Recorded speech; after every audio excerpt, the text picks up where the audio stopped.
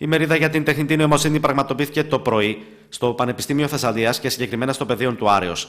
Την ημερίδα διοργάνωσαν η δευτεροβάθμια εκπαίδευση Μαγνησίας στο Πανεπιστήμιο και ο Σωροπτιμιστικός Ομίλος Τέτης, πιο ειδικά στο τμήμα ηλεκτρολόγων, μηχανικών και μηχανικών υπολογιστών στο Βόλο.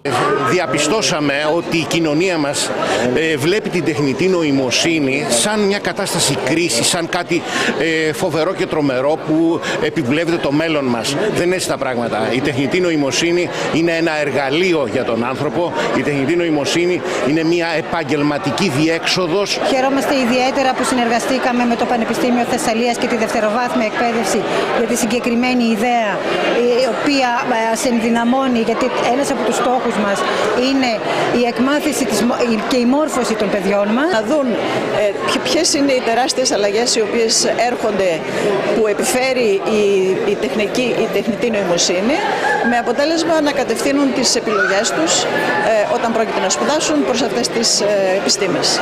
Νομίζω ότι η τεχνητή νοημοσύνη και οι νέες τεχνολογίες σε σχέση με την ανάπτυξη δημιουργικής σκέψης και καινοτομίας στο σχολείο είναι πολύ βασικό για να μπορούμε να είμαστε σε επαφή με τον σύγχρονο κόσμο και να μπορούμε να λύνουμε τα προβλήματα της εποχής μας.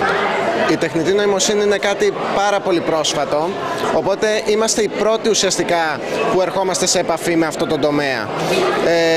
Γι' αυτό και την εκμεταλλευόμαστε περισσότερο.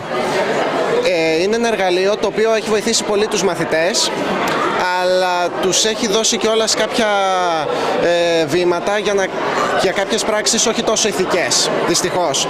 Όπως όλα, έτσι και αυτό είναι ένα εργαλείο το οποίο μπορεί να έχει ένα θετικό αποτέλεσμα, μπορεί να έχει και ένα αρνητικό αποτέλεσμα. Είναι αμφιλεγόμενη η απάντηση, διότι όλα τα πράγματα έχουν και το θετικό και το αρνητικό στοιχείο τους.